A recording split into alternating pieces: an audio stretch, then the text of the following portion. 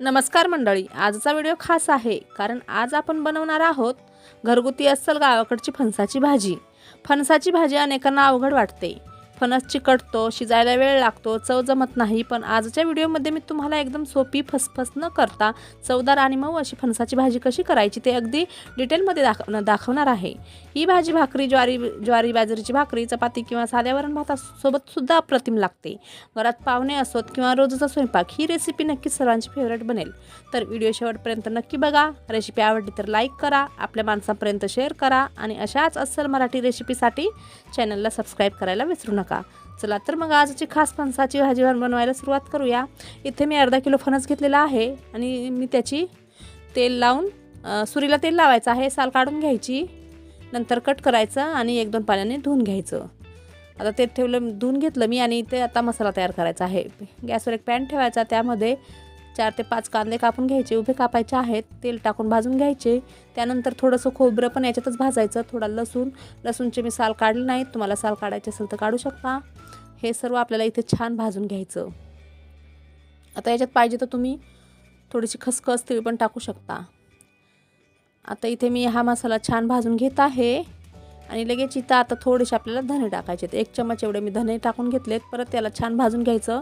इथे 1 इलायची, 2 काळी मिरी आणि 1 लवंग, तुमच्या घरात जेही खडे मसाले अवेलेबल असतील ते तुम्ही घेऊ शकता। आता परत याला छान भाजून घ्यायचं। पाहिजे तर थोडं तेल टाकू शकता जर कोरडं दिसत असेल तर। आता मी याला भाजून घेते। नंतर एका मिक्सरच्या भांड्यामध्ये याला सर्व काढून घ्यायचं, थोडं थंड करायचं आणि मिक्सरला फिरून घ्यायचं। तर ही जी मी फणसाची भाजी दाखवते ती खूप सोपी पद्धत आहे।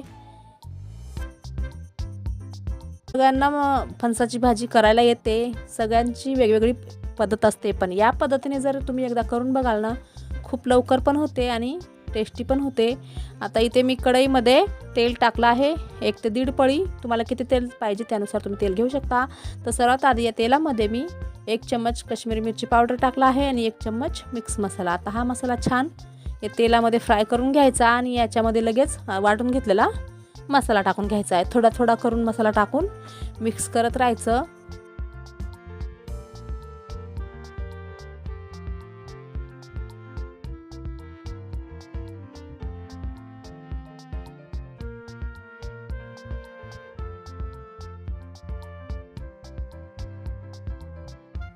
आता इथे मी सगळा वाटून घेतलेला मसाला टाकून घेतला आणि याला छान तेलात असं फ्राय करून घ्यायचं। या मसाल्याला मिक्स करत राहायचं। इथे गॅसची फ्लेम स्लोच ठेवायची आहे।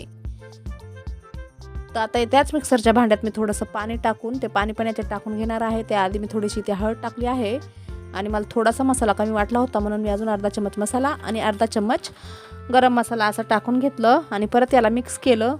आता इथे मी त्या मिक्सरच्या भांड्यामध्ये थोडं पाणी घेतलं, त्यामध्ये टाकून घेतलं आणि परत आता हा मसाला आपल्याला 2-3 मिनिटं झाकण ठेवून छान शिजून घ्यायचा आहे।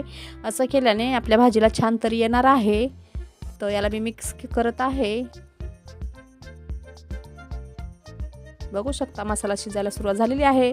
झाकण ठेवलं आणि 2-3 मिनिटं आता मी याला शिजून घेणार आहे। आता 2-3 मिनिटानंतर बघू शकता मसाल्याला छान अशी तरी आलेली आहे। इथे गॅसची फ्लेम स्लोच ठेवायची आहे, फास्ट अजिबात करायची नाही।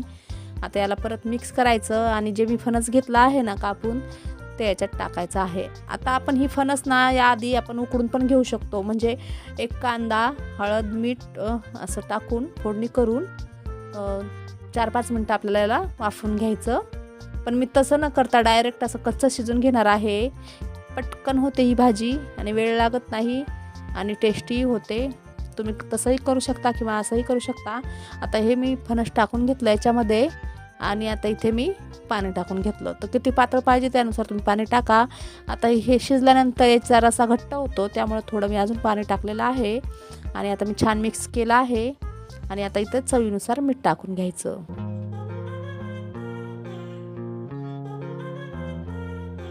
चवीनुसार मीठ टाकलेलं आहे। आता परत मिक्स करायचं आणि इथे हे फणस जोपर्यंत शिजत नाही ना तोपर्यंत आपल्याला ही भाजी शिजून घ्यायची। तर जास्त वेळ लागत नाही, 5 ते 10 मिनिटात हे फणस शिजून जातं। आता चेक कसं करायचं ते पुढे दाखवते मी, व्हिडिओ शेवटपर्यंत बघा, स्किप न करता बघा। आणि हे व्हिडिओ आवडला असल्यास व्हिडिओला लाईक, शेअर, कमेंट जरूर करा। चॅनलला सबस्क्राईब नक्कीच करा। आता बघू शकता किती छान झालेली आहे भाजी आणि तरी किती छान आलेली आहे. सुगंध पण खूप सुटलेला आहे. तर ही भाजी तुम्ही चपाती, भाकरी, ज्वारी बाजरीची भाकरी किंवा भातासोबत खाऊ शकता किंवा वरण भात केलेला असेल तर आपण त्यासोबत तोंडी पण लावू शकतो. खूप टेस्टी भाजी होते. तर आता इथे मी तुम्हाला दाखवते कसं हे फणस शिजलं की नाही कसं चेक करायचं. तर अशा प्रकारे एक असं फणसाचं क्यूब घ्यायचं पळीमध्ये आणि याला कट करून बघायचं किंवा सूर्याची टोचून बघायची. तर बघू शकता आरामशीर कट होत आहे. तर इथे फणस शिजलेलं आहे.